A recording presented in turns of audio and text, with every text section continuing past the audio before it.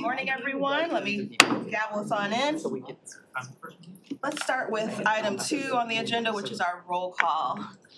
All right, Johnson. Here in body. Whiteburg. I am here. Markham. Here. Miller is absent with notice. Rahman. Present. Long. Here. Spiz. Present. Smith Charles. Present. Yeah, quorum. Excellent. Let us stand for the pledge, and I'd love to have Commissioner Long lead us. I pledge allegiance to the flag of the United States of America and to the republic for which it stands, one nation, under God, indivisible, with liberty and justice for all. That takes us to item 4, which is approval of minutes dated April 3rd, 2023. I'll take a motion to approve those from Long, moved by Long, supported by Johnson. Any updates, comments? Oh, yeah, that's so it should say 2024. So that'll be one correction. Yep. Any others? No, we're approving the minutes of April 3rd. Right? 2024. Oh, 2024. Yes, 2024. Yes, that'll be corrected. Yeah, that's just. I remember from last year. Just the agenda No. minutes. Yeah, that's just on the agenda. The minutes reflect that correct. Okay, Yeah. awesome. Seeing none, let's go ahead and prompt the vote.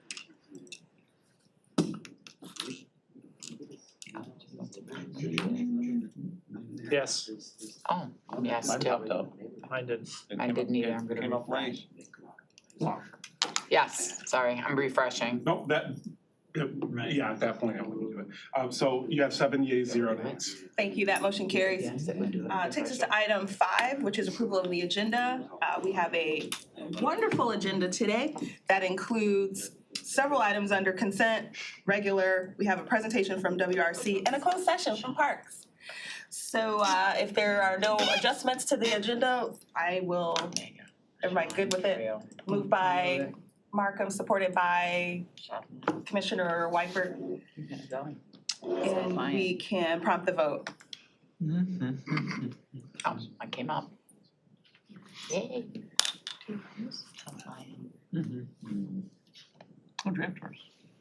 Whiteburg? Yes. Yes, stop that. Yes, 7 yeas, 0 nays. Excellent. You That can't do motion 2 things carries. at once, I forgot you're a male. No, Takes I'm us to kidding. our first public comment. 3 minutes Sorry, per guys. speaker, related only to items on the agenda. Is there anyone who would like to address this committee, the Economic Development Infrastructure Committee for the county? Any of our public folks want to speak to us today on anything on the agenda? Seeing no one coming to the front, I'll go ahead and close public comment. Takes us to item 7 on the agenda, which is communications. We have 4 items, A, B, C, and D. We can do our receive and file, and if anyone has any additional questions or insight they need, we can go there. Yes, I'll move to receive and file A, B, C, and D. thank you. Moved to receive and file, Ms. Long, and supported by Commissioner Johnson. I just have a quick question, Yes. since I see Eli sitting here. I noticed we have the report from SMART and the interim local transport final report. What about the NODA, WODA, all the other ones? Are there any reports coming for them? Let's see. Come on up, thank you. Just quickly, Madam Chair, members, Eli Cooper, Transit Manager. We have SMART on a different schedule than the others.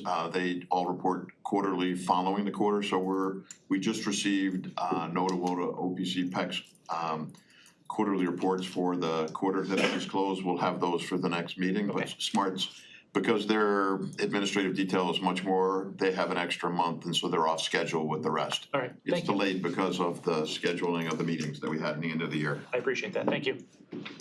Awesome, thank you, Commissioner, for the question. Any other discussion on our communications? We will, pardon me, okay. We can go ahead and prompt the vote.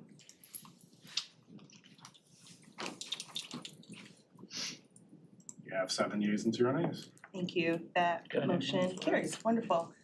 Next is our consent agenda, item 8 on the agenda. We have Oh, fiscal year 2024 appropriation with the City of Rochester Hills for Tri-Party Road Improvement Program, project number 57181. Oh yeah, well, no, we're taking them all. I just wanted to make sure to read into the record. Is that necessary? No? Okay. Phil? You can. He's the one who's like, read it into the record. Okay, item B, fiscal year 2024 appropriation with the Township of Groveland for Tri-Party Road Improvement Program project number 57772. Item C, fiscal year 2024 appropriation with the Charter Township of Brandon for Tri-Party Road Improvement Program project number 57782. Consent agenda item D, fiscal year 2024 appropriation with the City of Lake Angeles for Tri-Party Road Improvement Program project number 57792. And item E, fiscal year 2024 appropriation with the Village of Wolverine Lake for Tri-Party Road Improvement Program project number 57811. And if there's no, I'll move. thank you, moved by Commissioner Spiz, supported by Commissioner Markham. Thoughts, discussion, parades? We can go ahead and prompt the vote.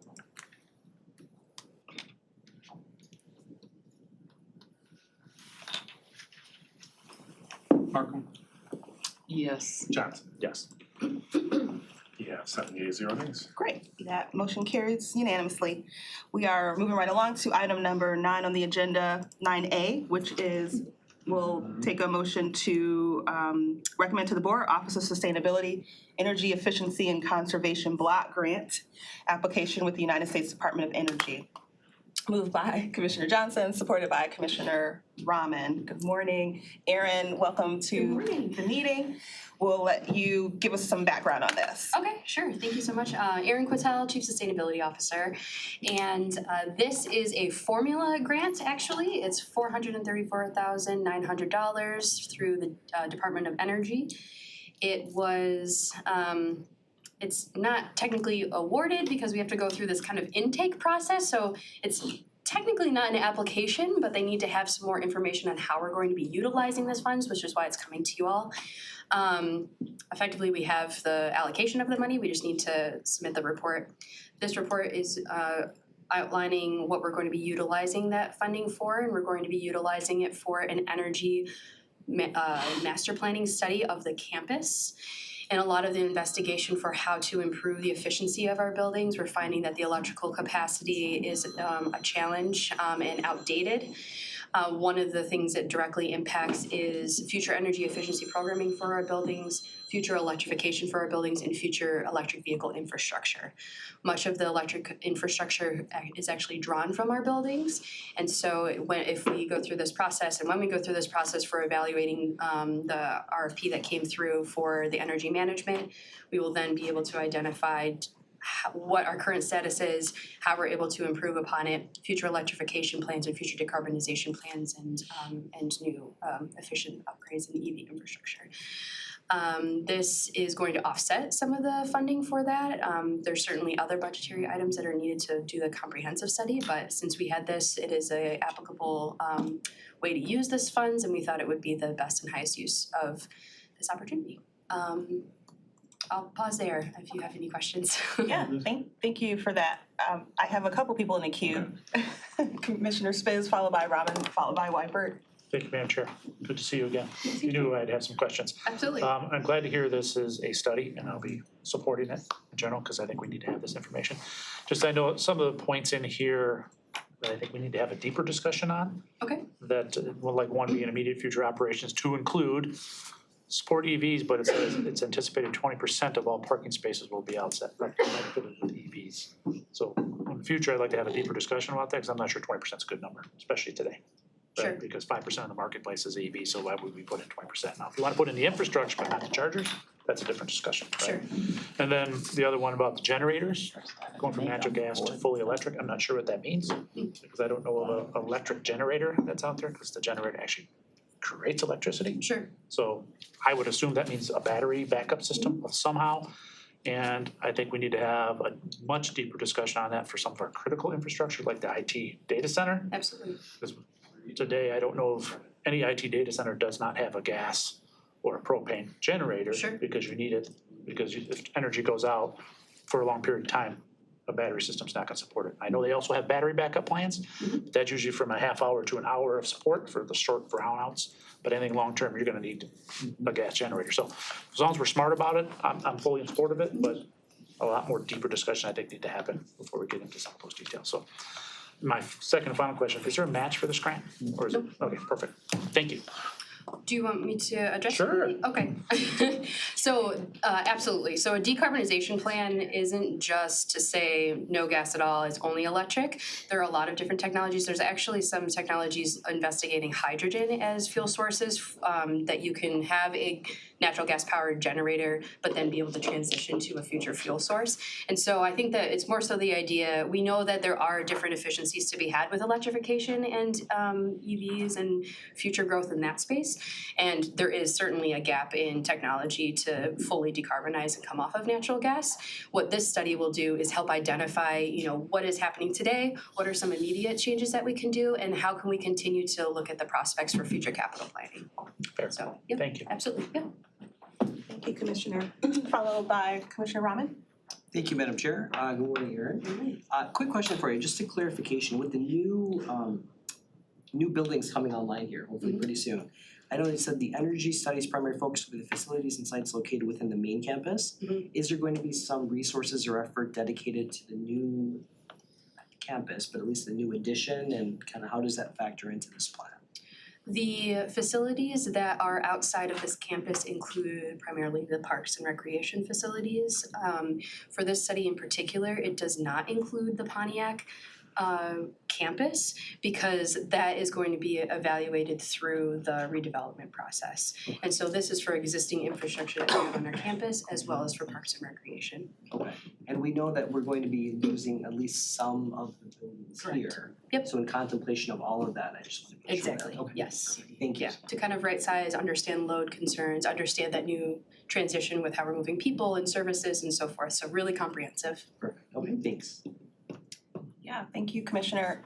Kind of following up on that, Aaron, because of course my mind immediately went to is it called TOS? The road commissions, the thing we visited, some of us took a tour of last year where it was like a wonderful central station of needs.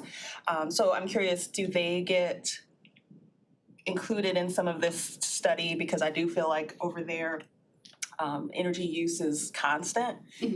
Likewise with IT, but IT is more so in-house. I'm just curious, does that particular facility get included in this study? So the infrastructure that is used here on campus or the computing that is used here on campus would be part of it. Anything that would be off of it, aside from the parks and recreation facilities, would not be included in this. Okay. Oddly, my mind goes to the gate, like what's the backup with the gate if the power were out, and things of that nature. Sure. So, but that was all I had. Plow through it. That's why I have a truck. Right, or let me out. Seeing no other, Yeah. oh, Commissioner Weiber. The questions were answered, I had the same about the Okay. 20% and the Great. grant, Great. no match. Thank you. Awesome. Then we will go ahead and prompt the vote.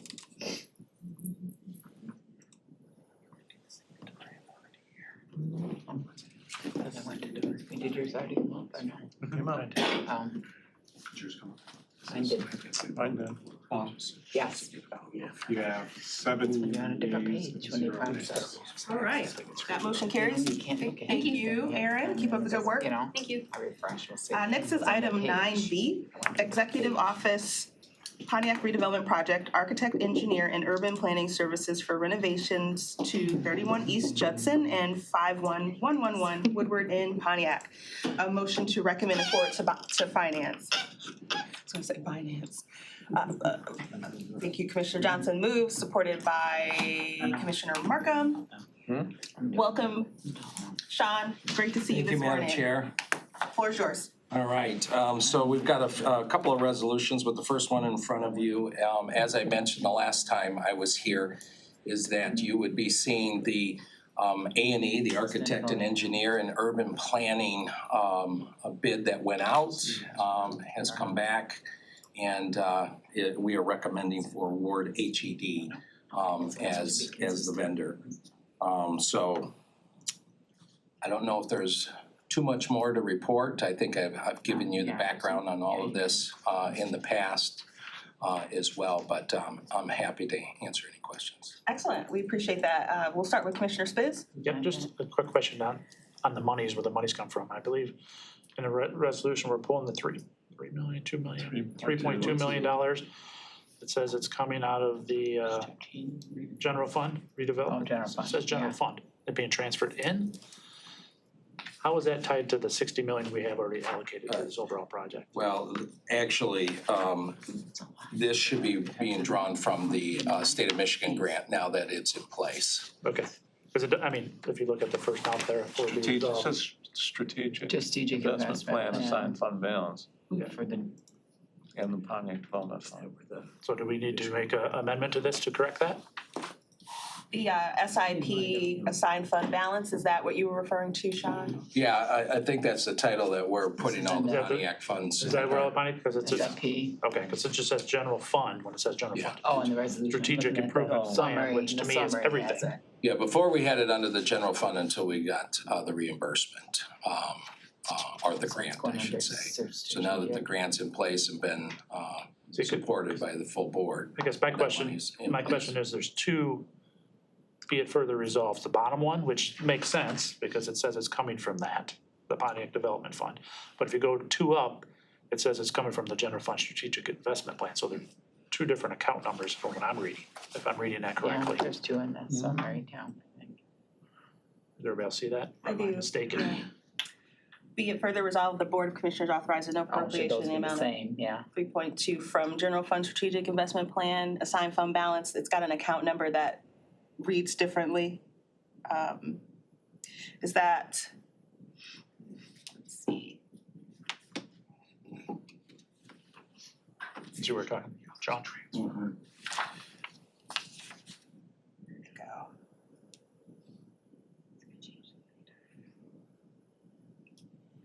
Someone who's still on the summary, is it 383554 GL account? Just wanna make sure. Summary, yeah, that's, But I think that's the assigned fund balance where it's being taken out of. Isn't Okay. that where it's been assigned? I mean, maybe it's something between now and finance, that, just make sure it's cleared up. Yeah, that's fine, since it is being recommended and forwarded to finance. I know it's right So, after this, but Yeah. give staff some time to work on it. Some of these were in place. As you know, the previous one that got approved, we were still using general fund dollars until we got using. So I Yeah. think this is Cleared up. Yes. part of the Pocket, right pocket. transition, yeah. Okay, that's my only question, thank you. Thank you. And I believe that's the, Commissioner Rahman? Thank you. Good morning, Sean. Good morning. Quick question, without a frame of reference, it's hard to know, I mean, to me, it's a lot of money. And I know this whole project generally is, quite a substantial cost. Can you help me understand, with the proposals we received, this 3.2 million, how does that compare to the other proposals we've looked at? I'm just trying to get some frame of reference for both this and the subsequent, I'm not sure if we've got any facilities people here, but from a general rule of thumb, this is definitely within the range of acceptable A&E charges. Regarding, we're looking at probably $20 to $35 million in renovations. And so we're using that average. This is probably at the top end. But we'll see how many changes take place as we go through the design process. Okay.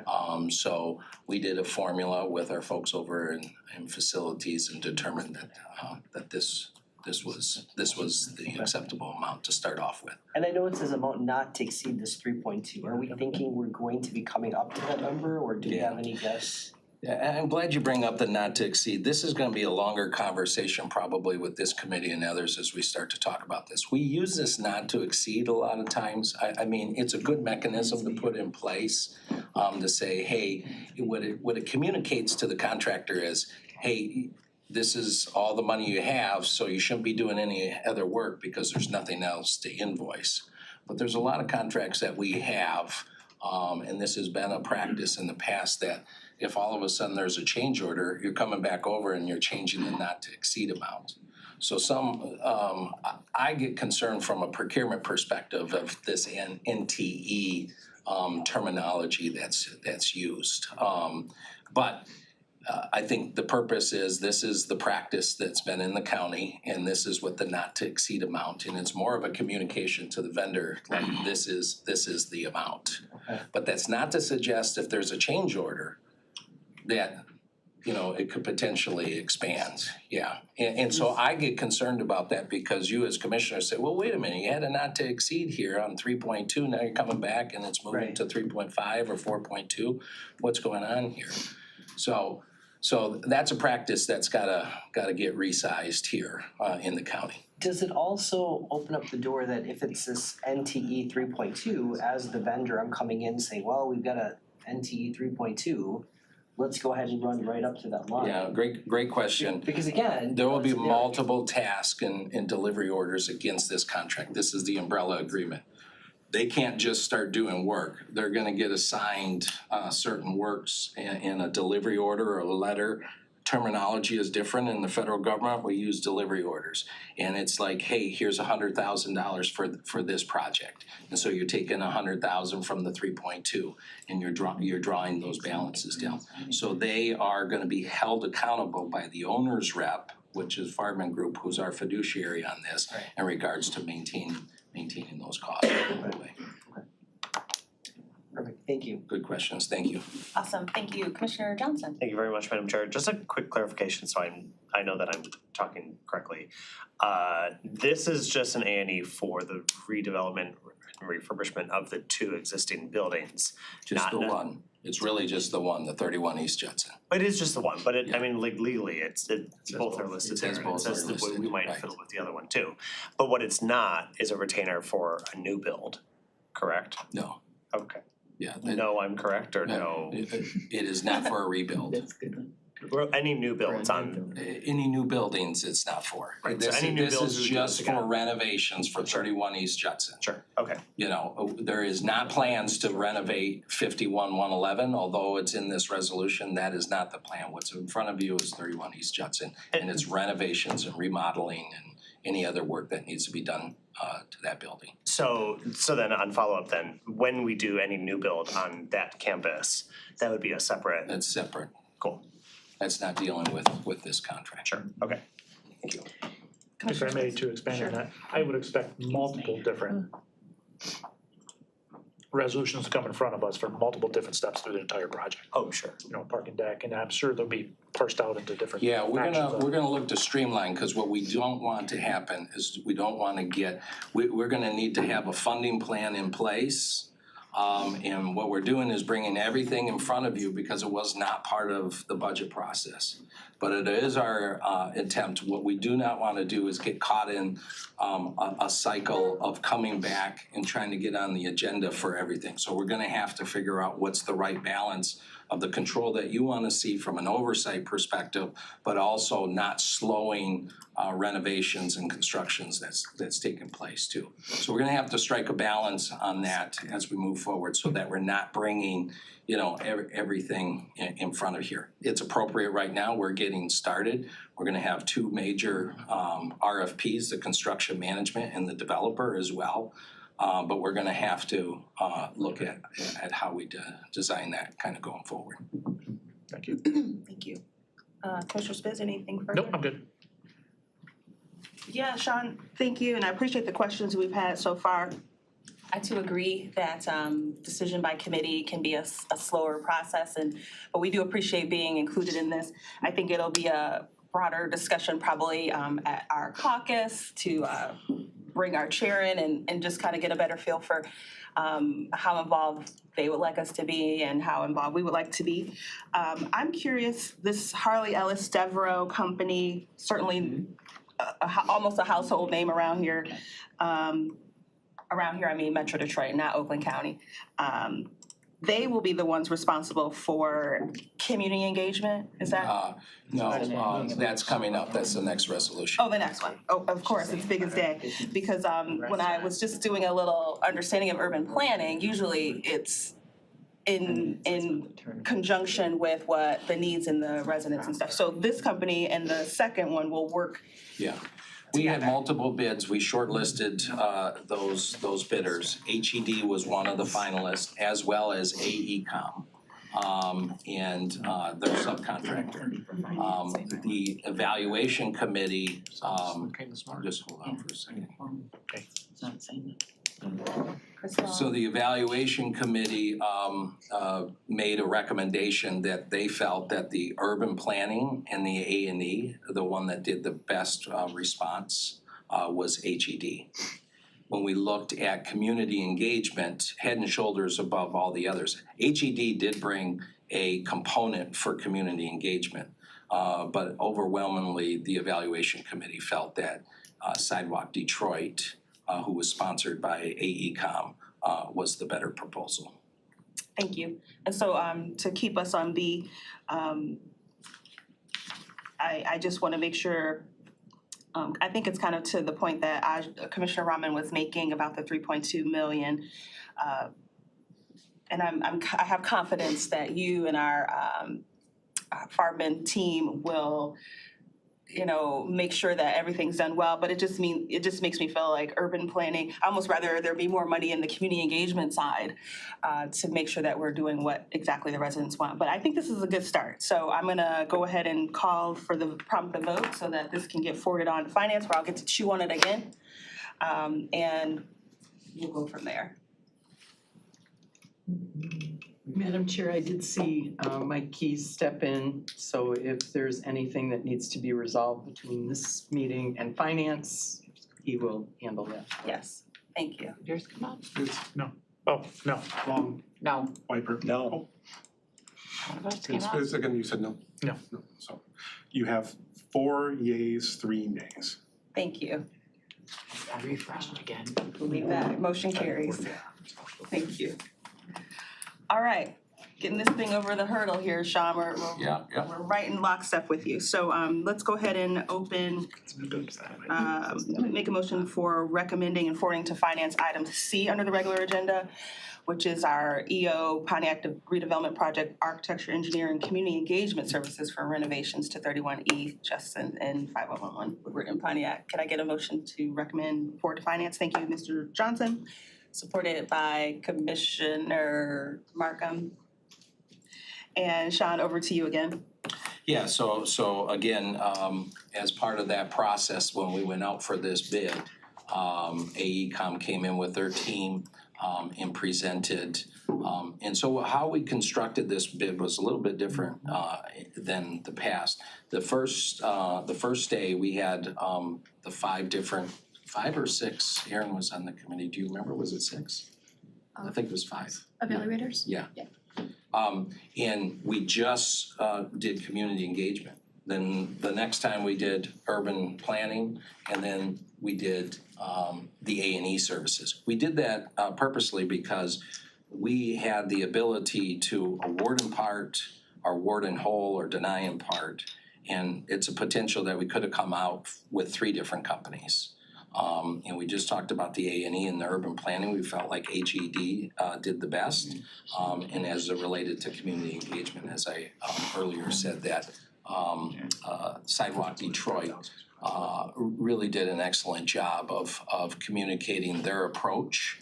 And it's important that we look at approach and what they were gonna bring to the table in regards to community engagement is very important.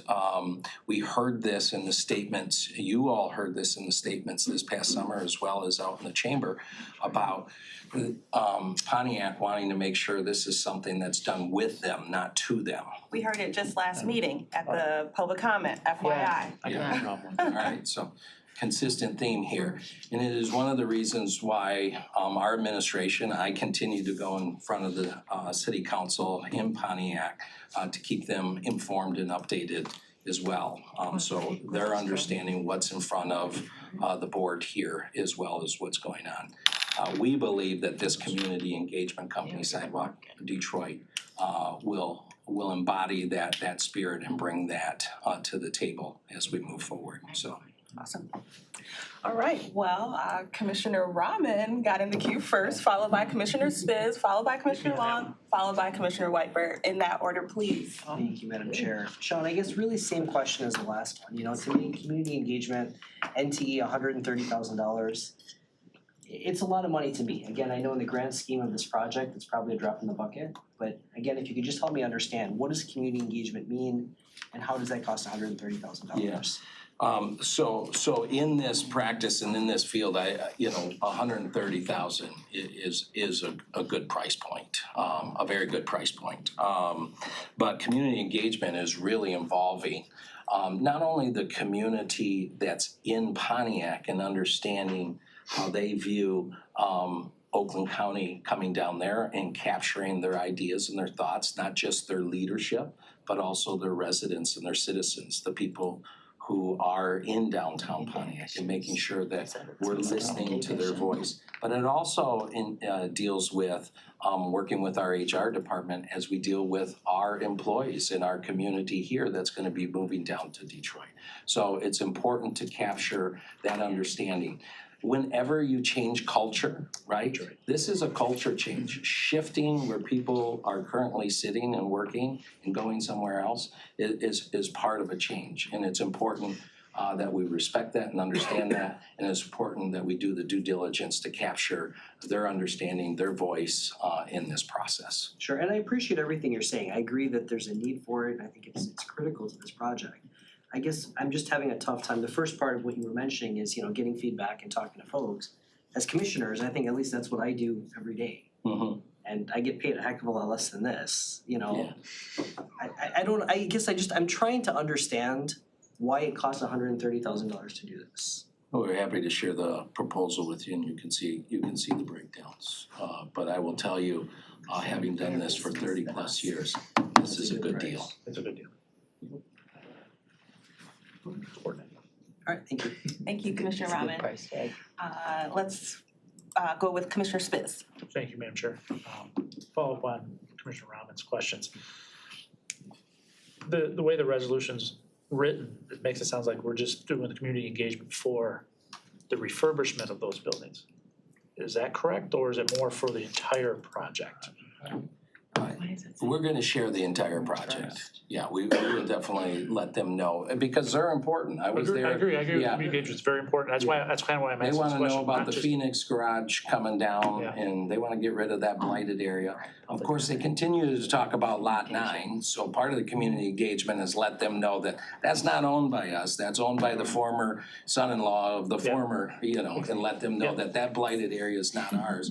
But that continues to get, strapped with this project too, so this community engagement is important just from that perspective of setting the record straight too. Yeah, so I just wanna make it clear for everybody here and anybody watching and anybody's gonna look into in the future, it's not just the renovation, because personally, community engagement is important, yes, as an overall project, but from a renovation inside the building, that to me is not as important, other than our employees that you mentioned that are Our important. That employees. part is important, but Yeah. from the overall Pontiac community, to me, we should develop inside of that building how we want it. Yeah. Right? And how it helps us serve the community in general, not just the city of Pontiac. Because there'll be other people that will potentially attend that building that are outside of the city of Pontiac. So that's why I wanted to ask the question. It's the whole project, the whole envelope, the whole The plan, campus. the whole campus discussion from a planning perspective, not just the renovation. That's correct. Okay, thank you. Okay, all set, Commissioner Spitz? Yes, thank you. You had a follow-up on Spitz? I just wanna follow up, so I've been following the Gordie Howe Bridge community engagement, it's nonstop of how impactful something like that is, and I think it's millions of what they've been doing over the years. Getting with neighborhood groups and the transformation, so community engagement is very, very important. This is a transformational project, so you need to do it. Absolutely. We're not forcing the relocation of any people. It's the point of community engagement. I'll, Appreciate your support and your vote on this one. Yes, Yeah, now that you spoke Commissioner. like that. Commissioner Long. Okay, so I just have a question on the item summary sheet. It says the contract started March 1st, 2024, or the contract term is March 1st, 2024, and then to February 28, 2027. So did we already start this contract before we No, I voted on think, it, or? I think we were trying to get this through. There's no work that's been done on this. Okay. So, I didn't know if you backdated, like, just to make it a even. yeah, there's no work Whatever, that's been 3 performed years? on this. Okay. We don't have a fully executed contract, so. Okay. Thank you. Thank you. I think that was it. All right, I will then go ahead and prompt the vote. Came out.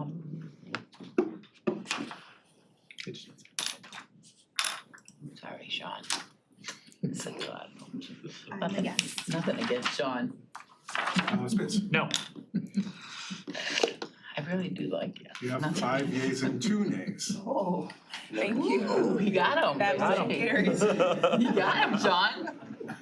Good job. Which one voted yes? Yeah. You got him because he said Phil. I appreciate your support. All right, next item is item D under the regular agenda, Executive Office's Pontiac Redevelopment Project Signatory Authority for State of Michigan leases in 51111 Woodward, Pontiac, Michigan. And this is a recommend to board, so no more opportunity to discuss until full board, so now's the time. Moved by Johnson, supported by Charles.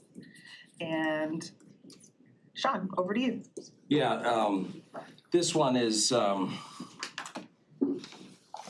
we need to, the state of Michigan's got money that they owe us. There are tenants over in 51-111. They have certain rules, and they have certain laws that they're pointing to. We could go round and round and work the governor's channels and all that kind of stuff. It's just simply easier to come over here and ask for your approval to move forward. This is about who's signing the lease and making sure that it has the authority under MCL. So, because they owe us back pay since we took over. And so that's like 6 or 7 months of rent that's due. So we need this to get passed to make sure that we're collecting on our revenues. Yes, thank you. I see Commissioner Spiz is quick to the button. yeah, just to clarify, if I just make sure I understand this correctly. So we're just putting in writing something we already do, because I believe it states that the chair and the vice chair are gonna sign it, and Yeah. they're gonna allow the facilities department to sign a lease, which is what we do today. So it's really nothing different than what we operate on any other contract or any other item that comes before us. So I'll be supporting this one. All right, Right. anything further on this? Big one last. We should have led with this one. We gotta end on a good note. I don't see any other hands raised on this, and we want our money. So we can go ahead and prompt the vote. No money.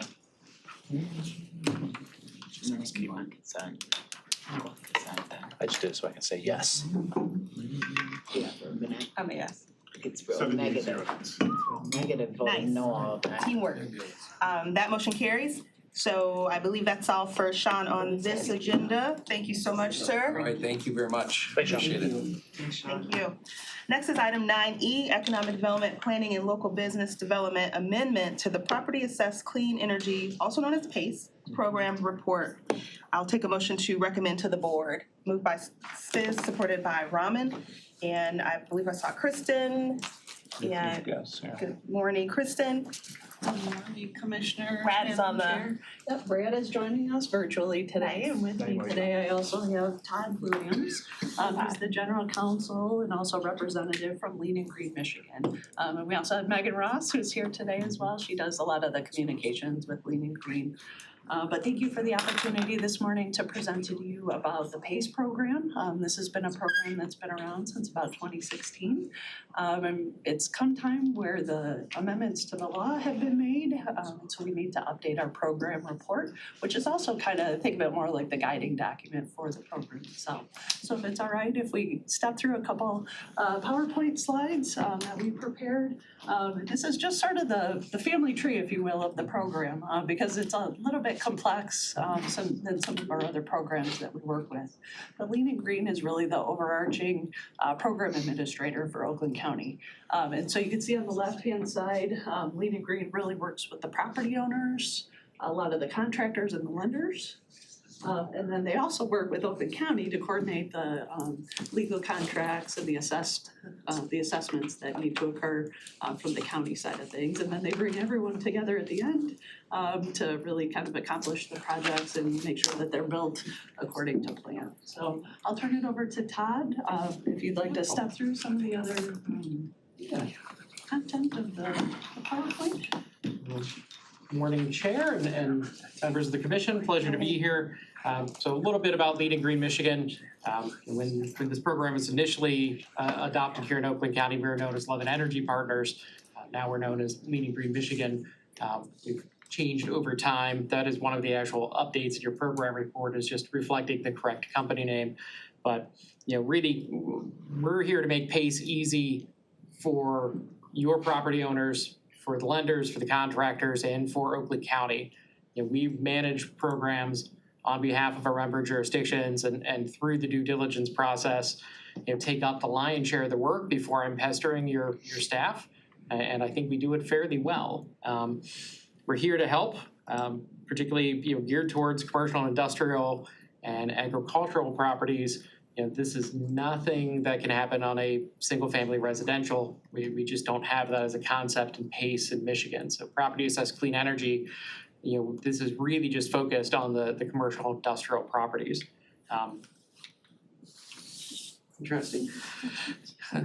Thank you very much. A little bit about where we operate, what you're part of. So anything in green or any of the little green dots are our member jurisdictions. We're very proud of the 58 jurisdictions across the state.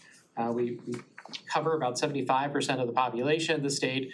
I can tell you, Oakland's one of my favorites. Your staff is bonus points, incredibly good to work with. Your pipeline is incredibly robust. I think 3 out of our next 4 projects will be here in Oakland, which is always exciting to us when we kind of get a quick little hit in an area. But been a pleasure working with the staff to prepare this presentation and prepare for the updates. We are updating all 58 of our jurisdictions currently, trying to work through it. This quarter, me and my team are doing 10 of these presentations this week and next week. So this has been one of the more organized ones to deal with, which has been wonderful. Thank you. Proposed points. A little bit of the timeline of PACE here in Oakland. So you actually adopted in 2016, the first time. The adoption process for PACE is pretty easy and pretty straightforward within the statute. You actually have to have a public hearing the first time when you're adopting the program. So it was a resolution of intent, set a public hearing, held the public hearing, adopted the resolution to establish, which creates the program report and creates the governing document. Why we're here now, there have been amendments to the PACE law itself that passed this past July and took effect February 13th. So your program report is no longer compliant with the law, and we'd like to update it. So a little bit about what PACE actually is. So property assessed clean energy is a way to finance energy efficiency, renewable energy upgrades, and now environmental hazard PACE projects for commercial and industrial properties. What we see typically, frankly, the last couple of years, a lot of hospitality, an awful lot of senior living facilities taking advantage, particularly on new builds, coming in and utilizing PACE as part of their financing. The agricultural wineries, frankly, that's a dream of mine. I want to finance a winery sometime just so I can say that I can sample. I want to sample, I want to tour, I want to go. Nonprofits, for-profits, we don't care. We want to work with everybody, and honestly, we want to work with you to see if we can be helpful. The upgrades that we're actually financing, energy efficiency, all the classics, lighting, HVAC, insulation, windows. Basically, if it saves on a utility bill, we could potentially help finance it. Water efficiency, we're one of the better ones in the country at having this incorporated. So I'm very happy with it. Low flow toilets, sinks, shower heads, those come up a lot. Stormwater runoff is kind of exciting to me. In some of our jurisdictions, it's very important because it is a utility charge. And so as we start to contemplate that longer term into the future, that becomes a utility charge. PACE potentially becomes something that can help finance the mitigation of it. Renewables, all the classics. So PACE amendments, Senate Bill 302 and 303, couple of large changes. The SIR and the savings guarantee are a kind of a unique concept in PACE. It's savings to investment ratio. So under the old statute, every project had to show that the savings would be greater than the investment made on an annual basis for the full term of the loan. And some of our loans would go 20 to 25 years. The guarantee was from the contractor to the property owner that they would meet that 1 cent above the amount being invested. That made us the strictest SIR and savings guarantee regiment in the country by a country mile, a long, long way. Wisconsin had a similar regiment that sunsetted 3 years. For us, it was 25 years.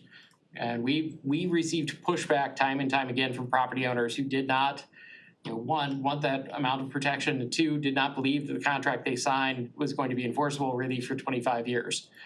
Instead, they're paying money for something they could not get. And so we did see, a lot of pushback, and so the kind of the compromise that we went for, while lenders would love to do away with the regiment completely, just make it easier to hand out money, we still wanted property owners to be able to get the protections that they wanted. And so for retrofits, it's now waivable the property owner's choice. If they want it, it's there. If they don't want it, they can waive it. Second major change, new construction. We've actually done new construction PACE for years now. It was never fully codified into the statute. Now it's codified into the statute. The other thing that, due recognition of the fact that, savings are a little hard to contemplate when there's nothing to begin with. So now, the way we've treated new construction forever is that you must build above code. A code building is the absolute worst building you're allowed to build. Why should we inspire you to build the worst thing possible? So, the new statute matches how we've actually run PACE in the state for years, building above code. Environmental hazard PACE is the last major addition. It expands what PACE can be used to finance. And environmental hazard is a couple of them are very straightforward. Mitigation of lead paint, mitigation of lead, PFAS, and heavy metals in potable water systems. The other two are really about tightening up properties and making them a little bit more resilient. We're not sure what those projects will look like, but we're excited to have them as a possibility coming forward. So important to remember the PACE program documents. What we're asking you to amend is just kind of your actual program report. Every one of my jurisdictions has an individual program report. You can see the original one has the Levitt Energy Partners logo in it. We now have before you a drafted newer version, updated to reflect everything we've learned over the last few years. Best practices we've adopted from other states, in addition to making it compliant with the statute. Yeah, and Robert Rotash was on earlier from Corporation Counsel. He's actually gone through the report and reviewed it as well to make sure it's compliant with the statute as well. I think we mentioned a little bit about what we do and what the PACE process is. Really, we're here to make it easy for all of the parties. Every single PACE project, gets approved by the county, at the end of it. But we touch on, I think we figured out about 83 to 85 individual data points on a project as we review through it to make sure it statutory complies. But we have to get a contractor, a lender, and we work with staff to make sure that the county is going to be happy and supportive of the project before we move forward. So it's a kind of a lot of moving parts that hopefully you guys don't feel the pain of too much. So PACE projects within the county. There have been a number of them. Some of them have actually been done through some of the cities here in Oakland County have their own programs. But we've done a few, and I could not remember if we had the latest one on there. Birmingham Tower, new construction apartment building in Birmingham that just closed. I want to say 2 weeks ago, 3 weeks. Pretty recent. Pretty recent. So in addition to that, we do have 3 more projects we expect coming in soon.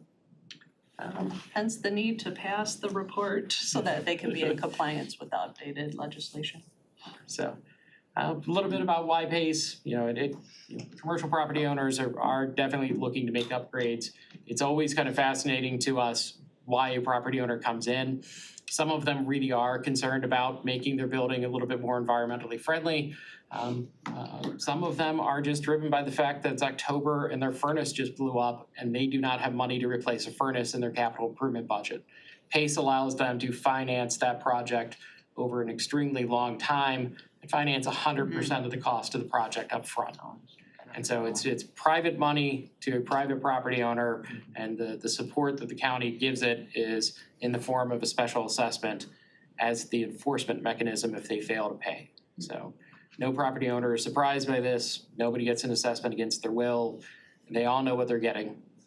And trust me, we make sure they understand what they're getting into before they sign the final documents. So I'm happy to answer any questions. Thank you. Yeah, good. Let me just see if I have anyone in the queue. Commissioner Spitz. I'm on a roll today. Thank you, Madam Chair. Thank you for coming in. I was one of the original supporters of this back in 2016, pushed it through, and I'm not sure everybody at the table is aware, but if the county didn't go ahead and participate in PACE, you'd have to do community by community by community, I believe, right? That's correct. So we made a decision back in 2016, it was best, and gave more options and more flexibility for all within the county to do so if we got on board. And one other cure that fixes is we do run into properties that are on a border. And so we've had projects that are both in a township and within a city, and so we would have to get both of them on board if the county was not, in order for that property owner to access PACE, which is tough. Yep, thank you for that. And I want to thank you for coming in today, and I'm in full support of this. Thank you, appreciate that. I am too. I got like 10 business owners I'm like sending all this information to as we speak. The website that the county has, is it accurate just at the bottom here under the FAQ in terms of property owners? This is the route to take, they would call or email this number? Okay, We excellent. just updated the website to make sure it reflected all of the changes. So thanks to Megan and her help and Yeah, thank folks in you. her. Oh, I love it. And I do think there will be one update coming soon. I forgot to mention in the presentation, sorry. We recently received approval from HUD. And so LAGM's PACE program is HUD approved, which means that they are willing to look at projects involving HUD financing and PACE financing. We're not sure how that'll work out. The devil's always in the details of the first project as you go through it. But yeah, we're very excited. I think we're the 4th PACE program nationwide to get recognized by HUD, 4th or 5th. So we'll be rolling out new languages for everybody's website soon. Yeah, well, awesome. We've got Commissioner Markham with a hand raised. Yeah, thank you, Madam Chair. I just have one question as it relates to nonprofits, like churches that don't pay property taxes. Yep. So how does their financing, how does that loop work? It works just fine. They are coming, hand in hand with the lender to you and asking to be assessed. And so a nonprofit can get, a tax assessment placed against their property as long as they're voluntarily doing it. And so we've actually closed a couple of church projects. Detroit Unity in Detroit and Family Church out in Ottawa County are both nonprofit church projects. But we've got 7 or 8 different nonprofit projects that have come forward and utilized it. It can be very helpful for nonprofits who don't have a very large CIP budget to be able to access and improve their properties. Pretty much. Thank you. Thank you. And you also answered another question I had, which was you mentioned non-single family, but that you were in commercial, and your chart spoke to multifamily apartments, things like that. So I think that's awesome. And other than that, we can go ahead and prompt the vote on item 9E under the regular agenda. Mine didn't. When I go on the PDF, I think.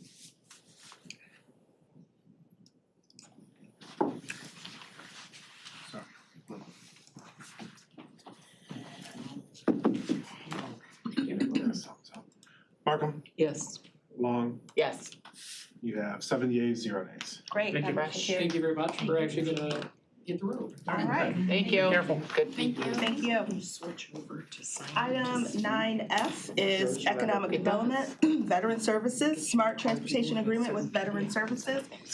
Motion to I'll take it, I'll move it. recommend to the board, Wiper, and follow, supported by Ramen. And we have Tyrone and Eli and perhaps GD in the atmosphere somewhere listening in. But welcome, gentlemen, floor is yours. Well, originally, we had budgeted $70,000 for transportation. And thanks to Eli and his friends, instead of getting 700 round-trip tickets, round-trip rides for veterans for $42,000 or less, we're gonna get 7,000 rides round-trip for veterans. So it saves us $42,000, and we were able to put that additional monies into providing more Meijer food cards for veterans. And Eli will tell you about the contract that we've worked up with all of the entities. Just quickly, the previous contract was with SMART. Given the passage of the millage and the relationships we've established with operators countywide, what we did in the amendment to our agreements with all of the operators was to add veterans as a class of riders that would be included in the discounted fares.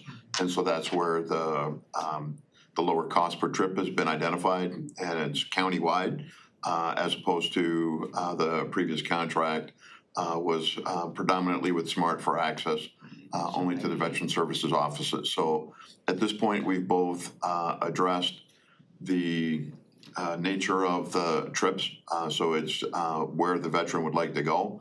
We've included them as a class of riders that are eligible for discounts, and that they've been added to each of the 5 operator agreements that we have.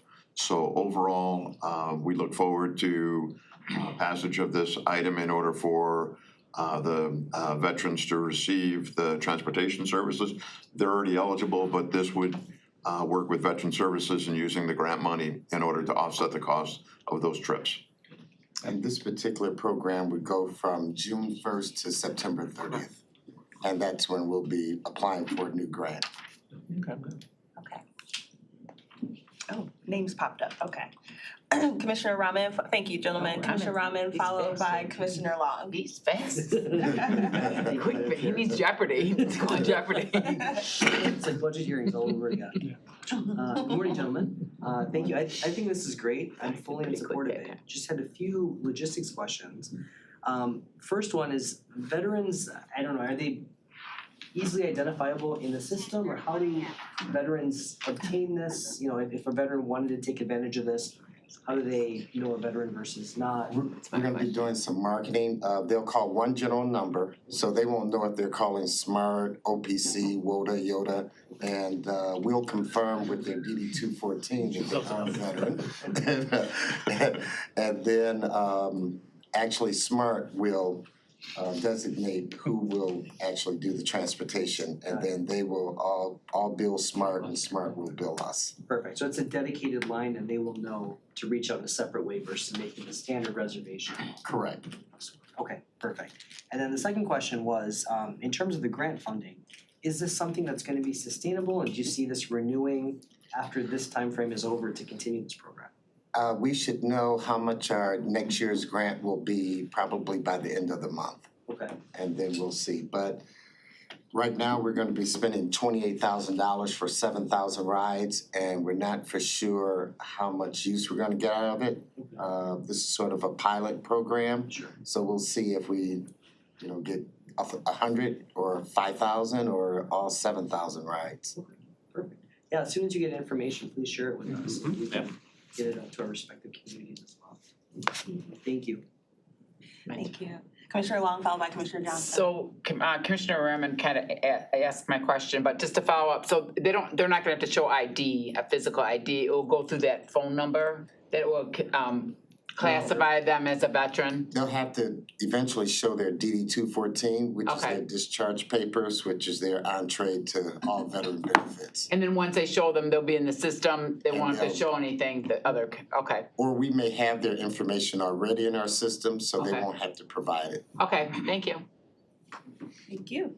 Commissioner Johnson, followed by Commissioner Marco. Thank you, Madam Chair. I'm really excited about this pilot project. Just want to know, how are we keeping stats so that we can study them after this is over? When they actually call in, SMART has 2 people dedicated to that particular line to keep stats and also to keep track of the money and how many round trip rides and things of that nature, so that we don't overspend. Can I make a formal request for a report from SMART at the end of this pilot project with information including number of rides, total miles, average miles per ride, median miles per ride, actual cost of rides? I know that we're paying $2 per ride, but I'd like to know the actual cost per ride. And actually, we'll be sending a report just like that to the state every quarter. Oh, good, okay. Anything else you guys want on that report? Cool. Cupcakes? Yeah, thank you. Her cookies. Noted, and I think you're part of the transportation powerhouse around here anyway, so we'll make sure to get that done. Thanks. I believe Commissioner Markham next. Hi, thank you. So communities where there is not transit yet, like the community I live in, It's coming, isn't it? one day we will have, I mean, we have the smart buses and stuff, but you know, a veteran who lives in my community wants to get a ride for $2. A local kind of ride, right? How do they do that? We're not in the loop, we're not in the local yet.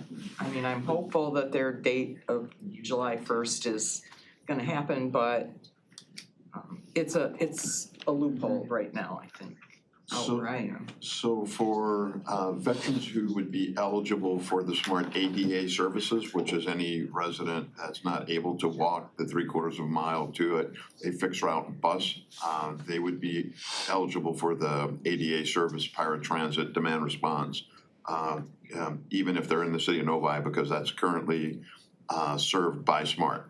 So Smart does run fixed routes, and it will cover a bandwidth of 1.5 miles, 3/4 of a mile either side of the two major corridors. Not all of the community and not all of the trips, but that will cover some. The remainder will, as we and I'm not aware that Veteran Services have coordinated with the city of Novi for its own services until such time as the transition would occur on July 1st. Keep my fingers crossed, had a conversation with People's Express, the transportation provider. All systems seem go for the July 1 date as we're sitting here today, so looking forward to having something to bring to upcoming Transit Ad Hoc Committee, an actual amendment to the People's Express agreement so that we can be in place to do that for July 1. Little gap for the one community. We can continue to see if there's anything that could be done in that interim period. Okay, thank you. I mean, a lot of the veterans maybe don't even know that this is coming. So I have veterans I know who don't drive, but they're working, right? And so something like this would really be something they'd be interested in, but I don't wanna tell them yet unless I know that it's really there for them. Right. So, yeah, Anything else, Commissioner Markham? no, thank you. Thank you. Always advocating for your community. Next. Whether they like it or not. Seeing no other hands raised to on this point, we'll go ahead and prompt the vote. 9F, Smart Transportation Agreement with Veteran Services. Markham. Yes. Yes. Yes. Yeah, 7 yeas, 0 nays. Excellent, that motion carries. Thank you. Thank you, gentlemen. That sounds good. Yeah, I think I figured it out, that if you request to speak, it throws you out of that voting loop. You have to go back in and refresh, or you Alright, let's can- not start rumors now, we'll talk about that after. Maybe we don't wanna, yeah, I get That's how it seems to be working for me. Oh, civic clerk. All speculation. Gotta love it. No rumors. IT is here to not a observe today. I don't Oh. know if you One guys data realize. point. It's a good day to observe. Yeah. We're gonna go ahead into item 10A under presentation. You have to come this way, guys.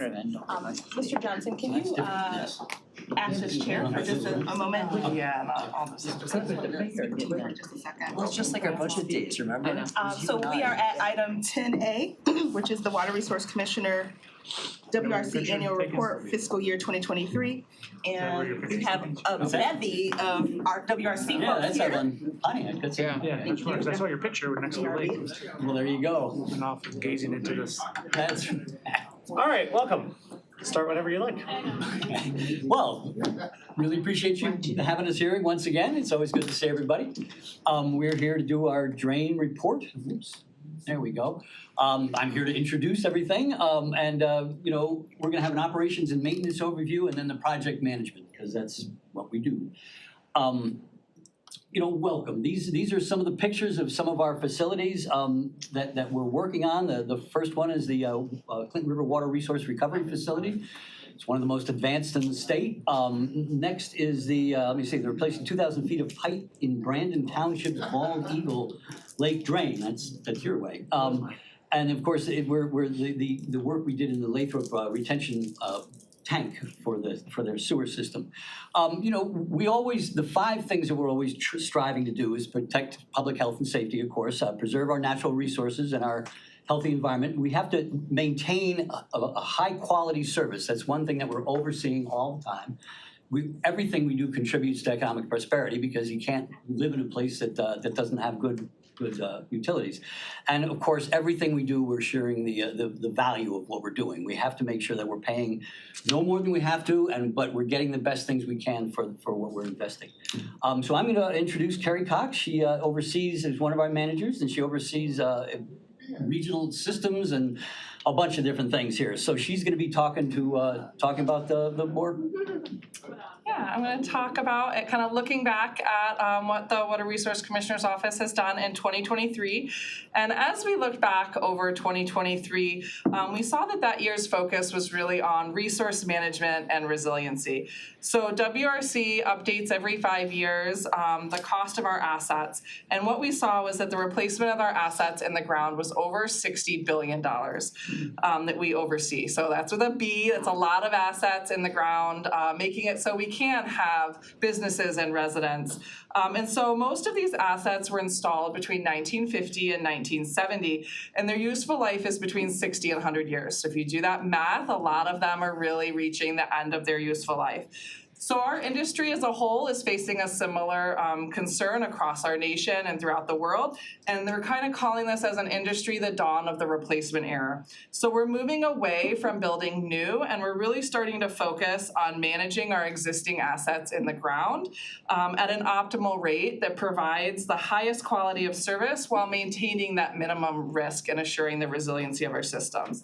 So WRC has really focused this in, and I'm sorry, I talk with my hands, but two focuses. So optimizing our costs, like Jim said, managing our costs, but also our focus on affordability. So under our optimizing cost, we really need to understand our system needs, doing the right project at the right time to assure that risk and resiliency.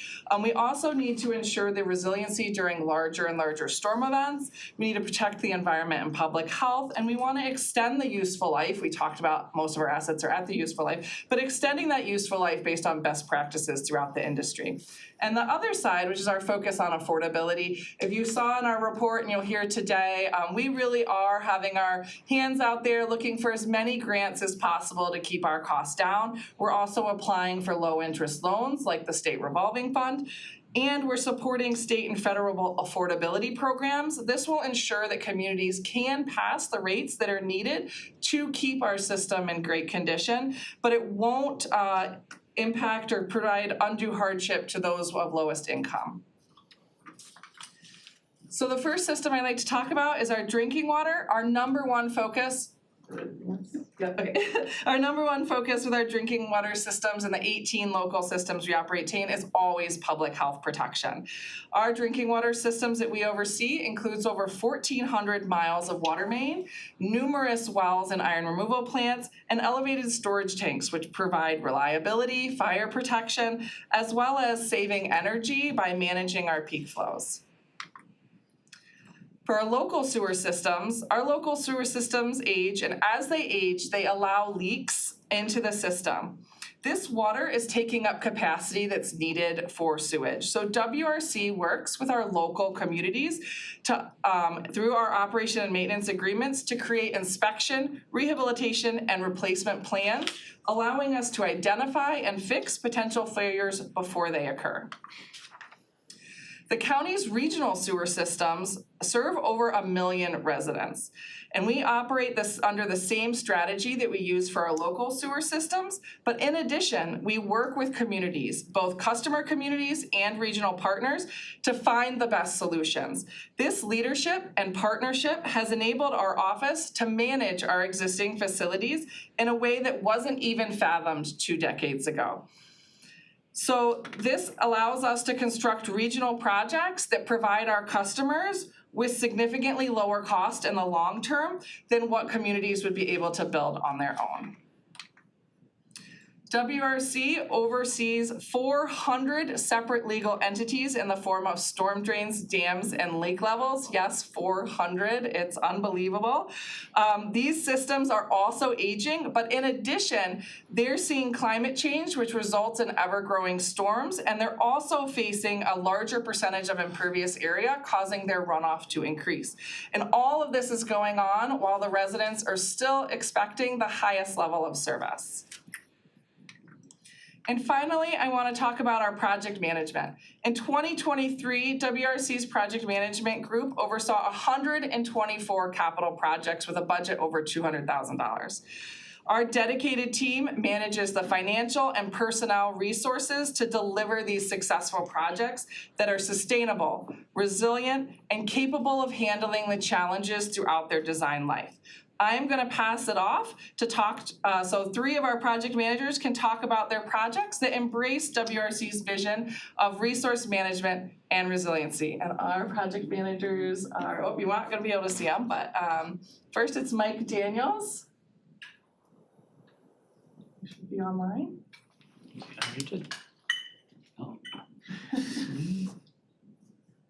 Mike, we can't hear you, hold on, I can see them. They're unmuted. No, no. Can you hear us, Mike? Raise your hand. Oh, we cannot hear them. Yeah, they might need to like leave and rejoin or something like that. Okay. Cause yeah, it looks okay on our end. Can you guys hear us? Yes, okay. Can you leave and rejoin, see if we can get you to come on? Oh, there we go. Oh. Technical difficulties, 4 years in, it's still a thing. Was interesting during COVID when we first started. Trying to get on for the meeting.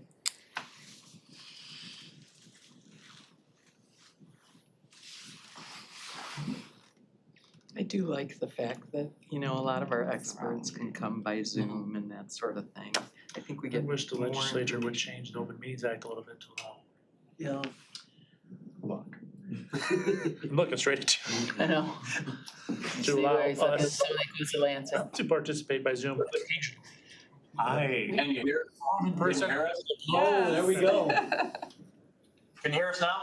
Yes, yes. I know you're Excellent. Wonderful, apologies. So, thank you, Carrie. Good morning and almost afternoon, commissioners. So, energy optimization is a focus on the electrical improvements with cogeneration project. This project will upgrade our aging electrical infrastructure, giving us reliability.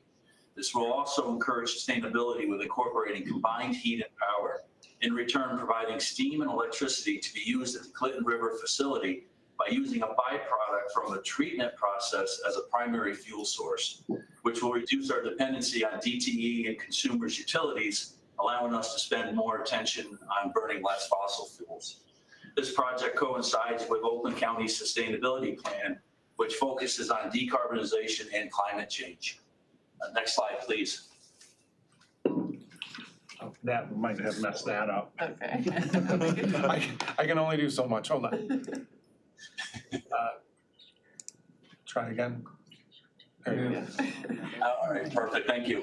So on the bottom right is a schematic of the project equipment and some piping. So the top left is the existing biosolids building.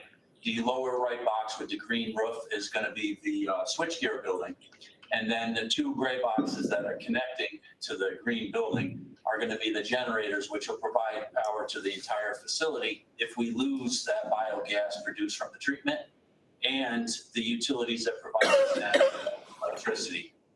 So, and then next to those are the cogen units.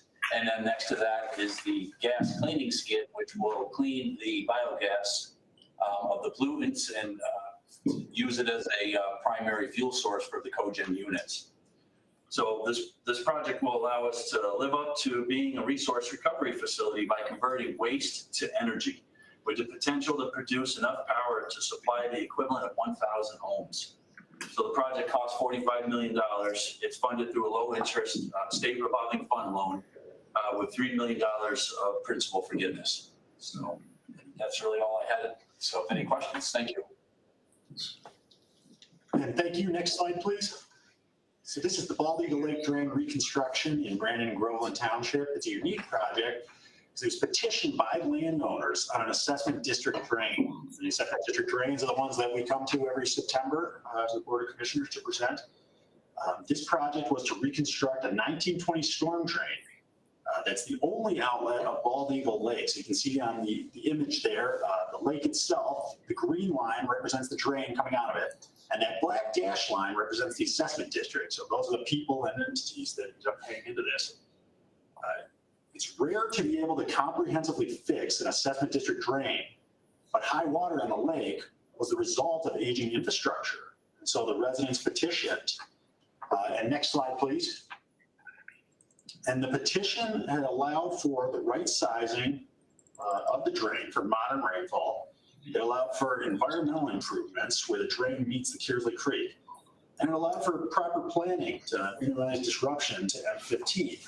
And so this was a $1.5 million project. And it came together from collaboration between the WRC and the Oakland County Treasurer and the Board of Commissioners to pledge full faith and credit and borrow money on behalf of the Drainage District to allow residents a longer payback period in order to afford this and make sure that it wasn't too much of a hit on everybody. And so the project is complete, it's in place, and will be a good, long-lasting drain for the next 70 years. With that, I'm going to turn it over to Evans Bantos to present the Lathrop Village Sanitary Retention Tank. The city of Lathrop built a sanitary retention tank, which is basically a large concrete structure.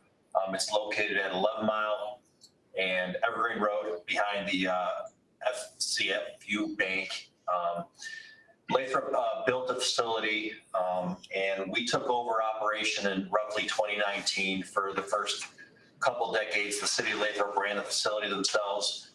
At that point, they asked for our assistance to operate the facility. And once we took it over, we saw the need for improvements to the facility. A lot of the stuff was original, the equipment and pumps and whatnot. So we did a condition assessment in 2020, and then we put together a project. And as we started evaluating the original design of the facility, we saw improvements that could be made to keep improve the throughput of the flow going through that facility. So what we've done is we've actually increased the amount of water we can push, bisecting that facility and push it into our Evergreen Farmington system. So that's a far more resilient system, because at the end of the day, the flow going into that facility has been increasing over the years. So the intent is this project will provide a more resilient system to keep the flow going into the pipes instead of going out into the environment. So the project consisted of a bunch of pump rehab work. We replaced 2 of the pumps with larger pumps, a lot of valves replacements. We improved the HVAC, and this was all done with a cost sharing agreement between ourselves, the Evergreen Farmington Sanitary Drainage District, as well as Lathrop Village, where we paid 75% of the costs and Lathrop paid 25%.